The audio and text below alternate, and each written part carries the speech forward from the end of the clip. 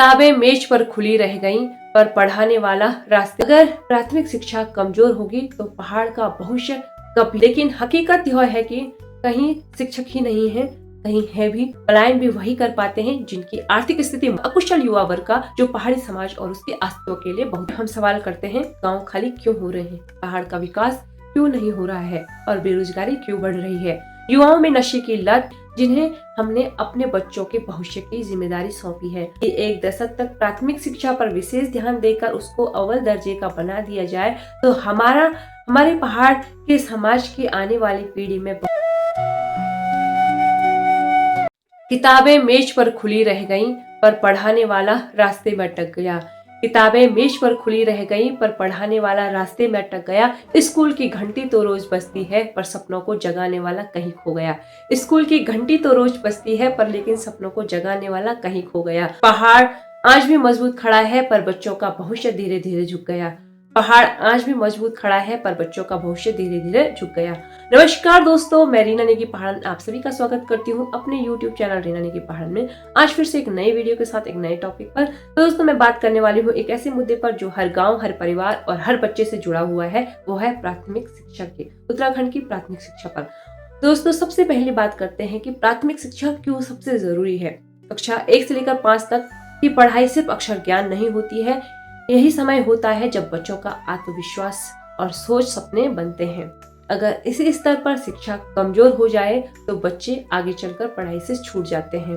और अगर प्राथमिक शिक्षा कमजोर होगी तो पहाड़ का भविष्य कभी मजबूत नहीं हो सकता। तो दोस्तों, उत्तराखंड के कई पहाड़ी गांवों में आज भी प्राथमिक स्कूल मौजूद हैं, लेकिन हकीकत यह है कि कहीं शिक्षक ही नहीं है, कहीं है भी तो सिर्फ एक ही शिक्षक 5 कक्षाओं को अकेले पढ़ा रहे हैं और कहीं बच्चे सिर्फ गिनती के रह गए हैं।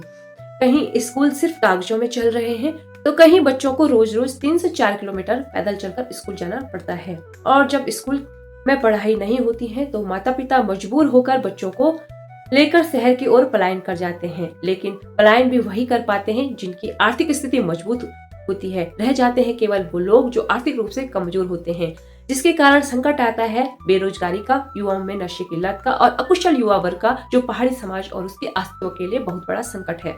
तो दोस्तों, जब प्राथमिक शिक्षा कमजोर होती है तो उसका असर सिर्फ पढ़ाई तक सीमित नहीं रह जाता।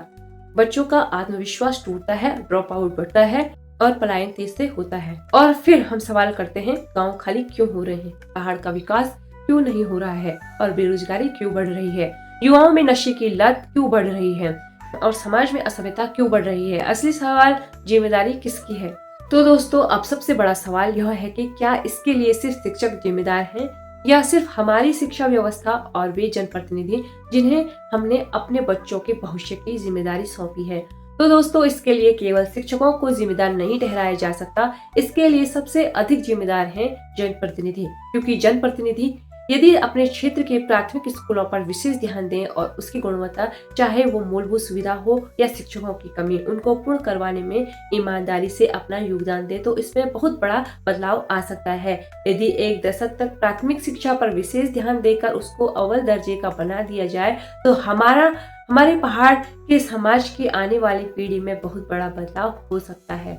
तो दोस्तों, मैं इस वीडियो के माध्यम से जनप्रतिनिधि को कुछ सुझाव देना चाहूंगी, जिसमें से पहला जो सुझाव है वह है प्राथमिक स्कूल का सालाना निरीक्षण हो। जनप्रतिनिधि खुद स्कूल देखें और स्कूल सच में चल रहा है या नहीं। दूसरा जो सुझाव है वो है स्थानीय युवाओं को शिक्षक बनने का मौका दें। पहाड़ के बच्चे पहाड़ के शिक्षक से बेहतर जुड़ते हैं और रोजगार मिलने से पलायन भी रुकता है। तो तीसरा सुझाव है वो यह है, एक शिक्षक एक कक्षा। मल्टी ग्रेड पढ़ाई बच्चों के भविष्य के साथ समझौता है, क्योंकि एक ही शिक्षक पर सभी कक्षाओं का बोझ होता है तो पढ़ाई की गुणवत्ता पर इसका सीधा असर पड़ेगा।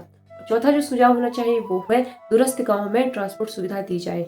जहां स्कूल दूर है वहां बच्चों के लिए सुरक्षित वाहन जरूरी है, जिससे कि अभिभावकों में असुरक्षा का डर न रहे और बच्चों के समय की बचत हो। पांचवा जो सुझाव है वो है, डिजिटल प्लस ऑफलाइन शिक्षा दोनों होनी चाहिए। नेट हो या ना हो, पढ़ाई रुकनी नहीं चाहिए। प्राथमिक विद्यालय में डिजिटल और मैनुअल दोनों तरीके से पढ़ने की व्यवस्था हो।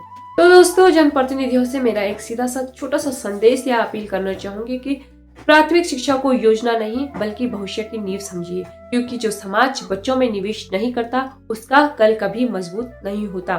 तो दोस्तों, एक छोटा सा सवाल मैं आप लोगों से भी करना चाहूंगी कि आपके गांव की प्राथमिक स्कूल की क्या स्थिति है?